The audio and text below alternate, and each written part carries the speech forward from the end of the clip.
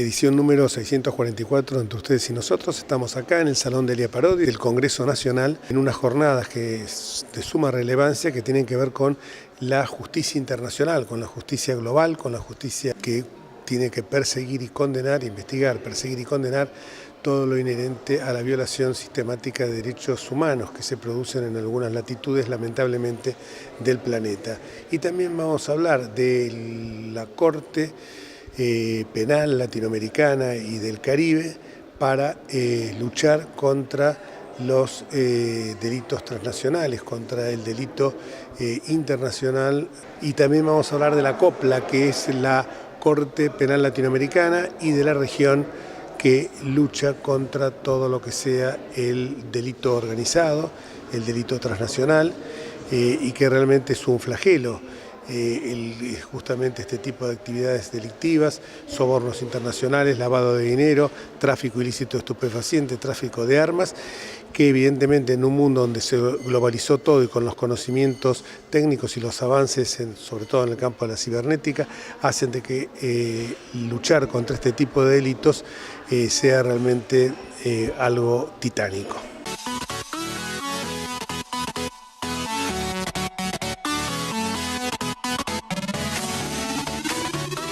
Escribanos en tu ciudad. Nuestro consejo es prevenir problemas. Colegio de Escribanos de la Ciudad de Buenos Aires. Consejo Federal del Notariado Argentino. El Colegio Profesional Inmobiliario auspicia este programa. Colegio Profesional Inmobiliario, cada vez más profesionales. ¿Conocés los planes de salud de Andar, la obra social de los viajantes vendedores? Planes para empleados en relación de dependencia, monotributistas y particulares. Solicita un asesor comercial al 0810-345-0184. La Asamblea, que es el buró, la mesa. Este mecanismo está integrado por 18 países. Por 3 años, la Argentina fue elegida para formar parte del buró en el 2017. Y además del buró, lo que nos da un rol y una participación principal y la de poder promover iniciativas que, llegado el caso el día de mañana, pueden también involucrar cuestiones relacionadas con empujar la presentación de Venezuela. Además de este buró, la Argentina participa en las 2 instancias, los 2 grupos de trabajo que existen tanto en La Haya como en Nueva York. Lo hacemos a través de nuestros diplomáticos, en nuestra representación ante Naciones Unidas y nuestra embajada en Países Bajos. Participamos, lo cual también es otro elemento a tener en cuenta, en el grupo de estudio de gobernanza de la Corte, donde en particular se está trabajando en mejorar el reglamento de procedimiento y prueba de la Corte. Ustedes saben que, además del estatuto, las otras 2 normas principales que rigen el funcionamiento de la Corte Penal Internacional son los elementos de los delitos, así llamado elementos de los crímenes o delitos, y el reglamento de procedimiento y prueba. Justamente la importancia para nuestro país de formar parte, tanto en el buró como en este grupo de estudio de gobernanza, es la posibilidad de proponer mejoras al funcionamiento de la Corte a través de mejoras en estas 2 normas que les acabo de mencionar. Sin embargo, a pesar de todas estas cuestiones positivas, sigue habiendo riesgos, sigue habiendo críticas al trabajo que hace la Corte. Actualmente la Corte se encuentra examinando algunos casos que de alguna manera están generando bastante ruido político, como puede ser los casos de Afganistán, Palestina, que en breve van a ser sustanciados. Y de alguna manera también hay ataques permanentes al rol que hace la Corte, y de ahí el compromiso de la Argentina permanentemente para fortalecer ese trabajo de la Corte y para evitar, justamente, para expandir el estatuto entre los países que todavía no lo han ratificado. Ahora pido al doctor Santiago Cantón para que haga uso de la palabra. A partir del año 1948, y no voy a dar una clase de historia, pero sí creo que es importante entenderlo, a partir del año 1948 se creó en el mundo un sistema internacional de derechos humanos como nunca antes en la historia de la humanidad, que hoy en día uno mira para atrás y ha sido impresionante los enormes avances que ha habido en todo el mundo. Nuestra región fue pionera en ese tema. La primera declaración de derechos humanos es la Declaración Interamericana de Derechos Humanos. La primera fue anterior a la Declaración Universal de Derechos Humanos, cosa que mucho no se sabe. Pero luego se crearon la Convención Interamericana, la Comisión Interamericana, la Corte Interamericana de Derechos Humanos. Lo mismo sucedió en África con una comisión, una corte. Lo mismo sucedió en el sistema europeo con una comisión y una corte de derechos humanos. Hoy en día tienen solo una corte. Lo mismo en cierta manera está pasando en los países del sudeste de Asia e inclusive algunos países del Medio Oriente están mirando a esto. Eso creó toda una arquitectura universal de derechos humanos que cubre el 75% de los países del mundo.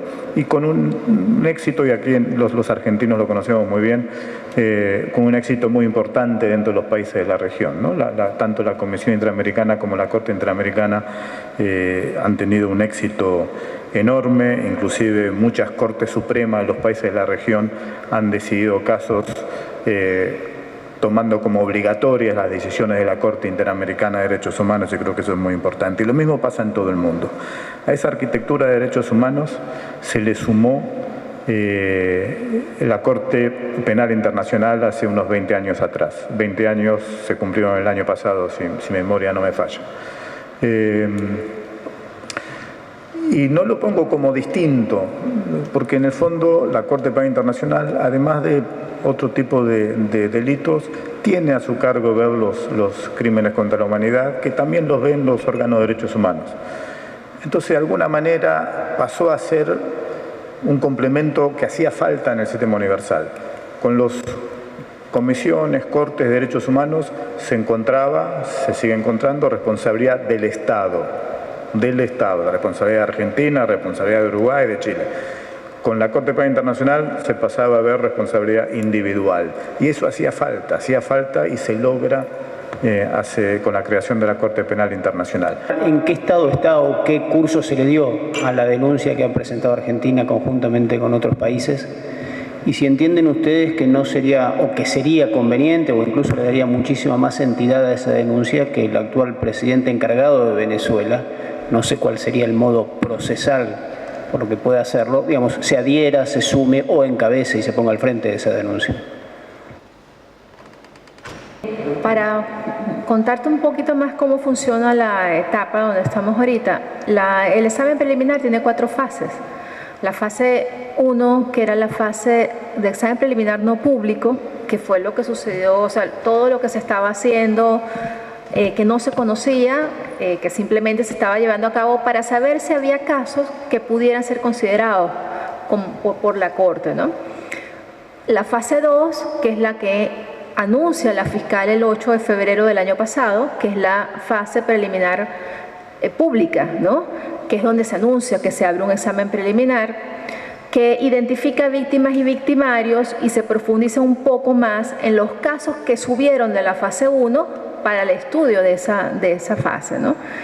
Viene la etapa 3, que es la admisibilidad, que es de donde se conoce si el Estado ha investigado las denuncias, esos crímenes, de alguna manera ha habido algún tipo de interés en la justicia por esclarecerlos. Y la etapa 4, que es la etapa donde se conoce si el momento en el cual podría abrirse una investigación es ideal para lo que está sucediendo en ese estado parte, ¿no? Entonces, esas son las 4 fases del examen preliminar. ¿Qué sucede cuando 6 países denuncian y suscriben un informe a través de su artículo 13, ¿no, Santiago? Artículo 13 del estatuto, que cuando terminan las 4 fases, la Sala de Asuntos Preliminares produce un informe y ese informe pasa a manos de la fiscal y la fiscal debe consultarlo con la Sala de Jueces la Sala de Jueces de Asuntos Preliminares. Cuando 6 estados parte del estatuto denunciaron, esa fase no las vamos a quitar. Ya la fiscal no va a tener que pedir la autorización de la Sala de Jueces, sino que directamente abriría la investigación. Entonces nos saltamos un periodo que pudiera ser, quién sabe cuánto tiempo. En cuanto a la pregunta que hiciste sobre el interés de la justicia del propio Estado venezolano, o sea, en la figura de Guaidó o en una posible transición o en un posible nuevo gobierno, como venezolana te digo que el nuevo gobierno debería pedirle a la Corte que siguiera investigando.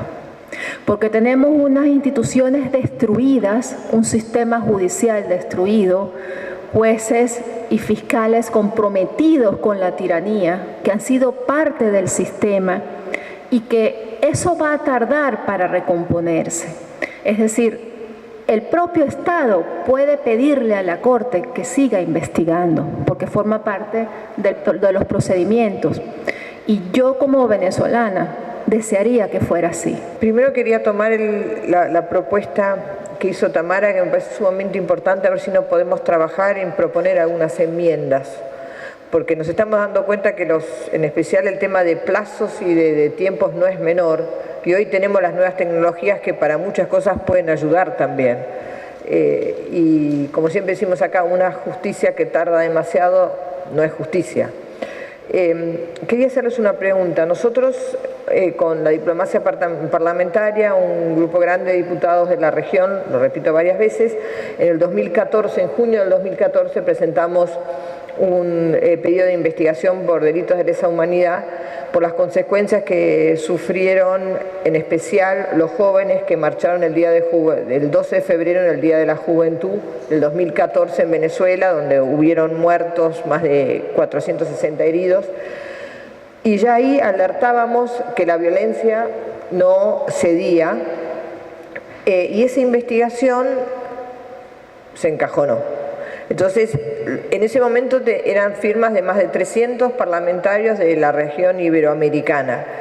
¿Hay alguna forma de pedir que se nos explique por qué motivo no se pasó ni a la fase preliminar? Y por las reuniones que tuve nuevamente con algunos abogados de la Corte,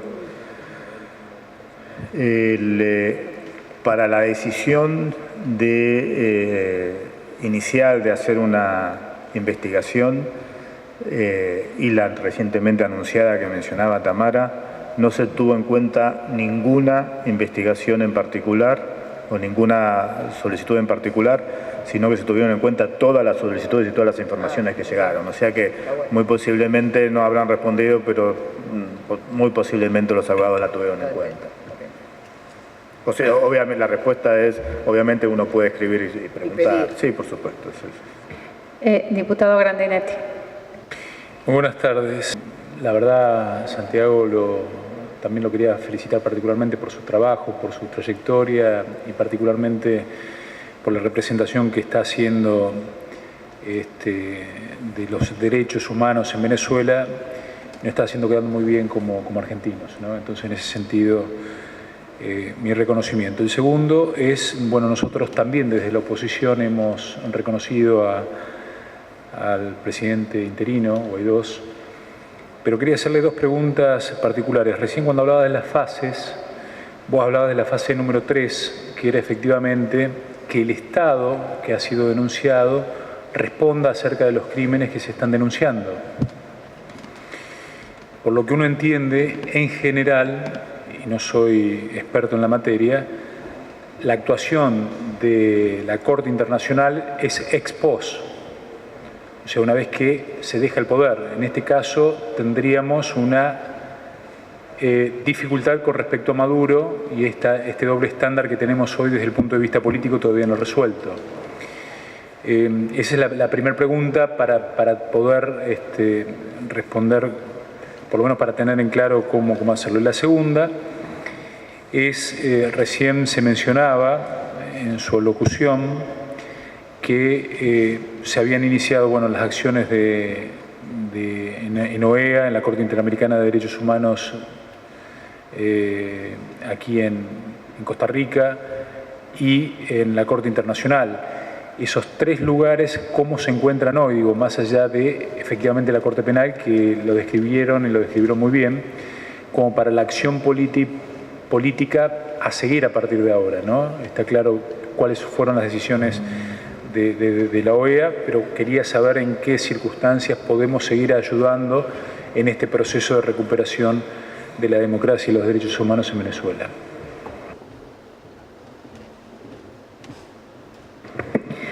En el caso que tú dices de la preocupación por lo que estamos viviendo con el gobierno interino y el gobierno usurpador, en la Corte Penal Internacional las denuncias son personales. Nicolás Maduro está denunciado como Nicolás Maduro, aunque sea presidente de Venezuela. No es el Estado el que no denunciamos al Estado, denunciamos a las personas. Para presentar a la embajadora a cargo, digo bien, Elisa Trota, que acaba de llegar, y me gustaría que pudieras decir unas palabras y de alguna manera actualizar cuál es el desempeño que estás llevando en Argentina. Y quiero cederle posteriormente la palabra a los diputados para que hagan algunas reflexiones. Si estaba el diputado Enríquez y alguno más que quiera anotarse, me avisa. Buenas tardes a todos. Muchas gracias por la invitación. Muchas gracias por la concurrencia y muchas gracias a todo este foro que de manera consecutiva, de manera inequívoca, ha seguido expresándose en torno a lo que sucede en Venezuela, no solo hoy, sino a lo largo de los años. Tal y como plantea Tamara, los hechos, los elementos probatorios y las causas de las graves consecuencias de la crisis en todo sentido, no solo la crisis humanitaria, la grave violación de derechos humanos y la oscuridad, porque esa es la palabra que se cierne hoy en nuestro país, vienen dándose ya hace muchísimos años. Celebro nuevamente estos encuentros con figuras tan importantes, no solo para la Argentina, sino para la región y el mundo en materia de derechos humanos. Celebro que los legisladores argentinos, desde cualquier lugar político que puedan presentarse, sean hoy no solo conscientes de lo que está sucediendo en Venezuela, sino de la necesidad de actuar en conjunto y de continuar denunciando de manera coordinada lo que está pasando en Venezuela, para que realmente ese momento que todos los que estamos aquí tanto ansiamos pueda llegar. Lo que ha ocurrido en Venezuela durante las últimas horas, y me atrevo a hablar de ello porque realmente es algo, creo que sin precedente en la historia, ha sido desolador. Han pretendido dejarnos incomunicados, han pretendido dejarnos en la oscuridad, y mientras ello sucede, son personas inocentes las que pagan con su vida las consecuencias del régimen usurpador, del régimen perverso, que ni siquiera ha tenido la delicadeza de mandarle un camión cisterna a un barrio humilde en Venezuela, o de mandarle una planta eléctrica a un hospital para evitar que la gente siga muriendo, y que pretenden amedrentar a través del apresamiento ilegal de periodistas, que lo único que hacen es lo que estamos haciendo todos nosotros hoy aquí: denunciar y relevar ante el mundo lo que está pasando en Venezuela. Son horas oscuras, son horas duras, pero el llamado es a continuar, tal y como se demuestra hoy, a seguir en la denuncia, a seguir coordinados para muy pronto poder ya inclusive pasar a la transición, que es lo que todos estamos esperando, y poder sentar las bases no solo para unas elecciones libres y democráticas, sino para la reconstrucción de Venezuela. Buenas tardes. Antes que nada, mi reconocimiento, Elisa, que tuve la oportunidad de conocerte cuando fue aquella gloriosa, diría yo, jornada de enero, ese día tan tórrido en el cual nos juntamos todos, venezolanos y argentinos, en la Plaza del Vaticano. Y ahí realmente pude apreciar la fuerza de nuestro pueblo y también la valentía y el coraje con que vos y todos los organizadores que gentilmente nos convocaron, al diputado Wolf, a la diputada Campagnoli y a otros diputados, a pronunciar unas palabras.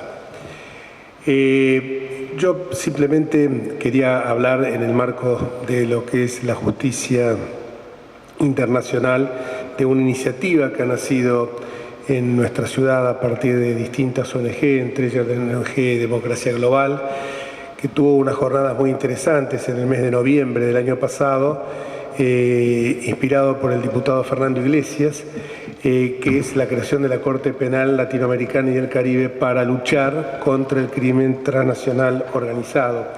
Esto adquiere relevancia en nuestra región porque es justamente la región más violenta del planeta. A veces uno se pone a pensar si esto es así, y que justamente el principal generador de violencia es el crimen organizado, el crimen que se manifiesta a través del lavado de dinero, del narcotráfico que golpeó con virulencia en los últimos años, en un periodo, en los 12 años que abarcó el gobierno kirchnerista, golpeó con violencia sobre todo la provincia de Buenos Aires, y que es uno de los postulados que cuando asumió el presidente Mauricio Macri se propuso combatir. Y pruebas al canto, creo que de esto estamos dando una clara demostración con la incautación y también con el descubrimiento y con la condena de muchas organizaciones de estas características que se han impuesto a partir de la gestión de nuestra ministra de Seguridad, Patricia Bullrich. El principal generador, yo decía, de esa violencia de la región de nuestro planeta tan violenta como es América Latina, es el crimen organizado. Y también, por supuesto, la vulnerabilidad y la profunda desigualdad social. Muchas veces uno no puede asociar el tema de la pobreza con el aumento del delito, pero sí lo puede asociar con la pérdida y la expulsión de muchos sectores de la población de los beneficios comunitarios, como es el respeto al prójimo, la solidaridad, el sentido de pertenencia, el sentido de recorrer un sendero común comulgando con los mismos valores. La región hoy nuestra lidera el ranking de homicidios por ciudad y por país más alto del mundo, alberga solamente el 9% de la población mundial y registra el 33% de los crímenes violentos que se suscitan en el mundo. Y si pensamos que el impacto que produce la violencia y todo el daño que genera el crimen organizado en América Latina equivale al 3,55% del Producto Bruto Interno de la región, esto es el equivalente a lo que se gasta en la región en infraestructura. Por eso no fue ajeno que cuando el presidente Mauricio Macri en la 73 Asamblea General de Naciones Unidas justamente habló de la necesidad de crear esta instancia judicial para combatir el crimen organizado, que muchas veces cuenta con la aquiescencia, con la complicidad o por lo menos con la protección impúdica de las fuerzas políticas y de seguridad de los distintos países de la región. Por eso la necesidad de crear esta Corte, que es por un lado una institución permanente, pero con un carácter complementario, que tenga como objeto la persecución y juzgamiento de todas estas cúpulas de las organizaciones criminales que se dedican al delito organizado. Y justamente la idea se presentó también, hay proyectos de algunos diputados, proyectos de declaración, como por ejemplo uno de la Cámara de Diputados del año 2016, a instancias del diputado Mario Negri, que justamente lo que buscan es que tomemos conciencia de esto y que se pueda lograr crear esta Corte como complementaria, digo yo, de lo que se puede hacer en los distintos países de la región, porque estos grupos delictivos, como decía antes, están habitualmente protegidos por las autoridades de los distintos países, y con una organización, con una corte que permita, por ejemplo, mejorar las legislaciones, por un lado, generar una cooperación judicial amplia, un monitoreo permanente y constante de las distintas políticas que se implementan, y sobre todo como decía hace muy pocos días un diputado nuestro, el doctor Guillermo Montenegro, que aparte es un jurista con una gran trayectoria en los tribunales, él ha sido juez federal y uno de los más dignos que hemos tenido, por cierto, señalaba en un artículo muy claramente que cuando nosotros estamos hablando de la confiscación de los bienes o de la extinción del dominio de los bienes habidos mal habidos por la corrupción, estamos dándole el golpe mortal a las mafias, decía en ese artículo el doctor Montenegro, el diputado Montenegro.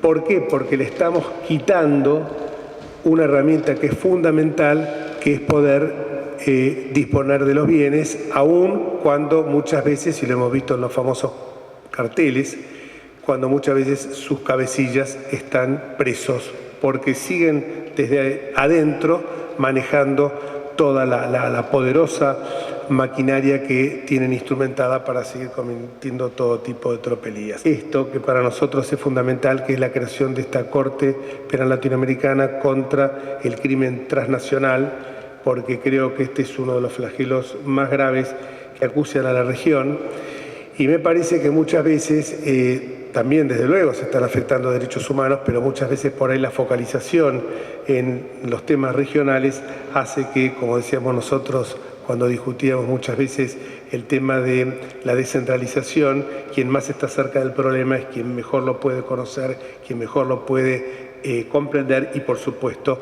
combatir.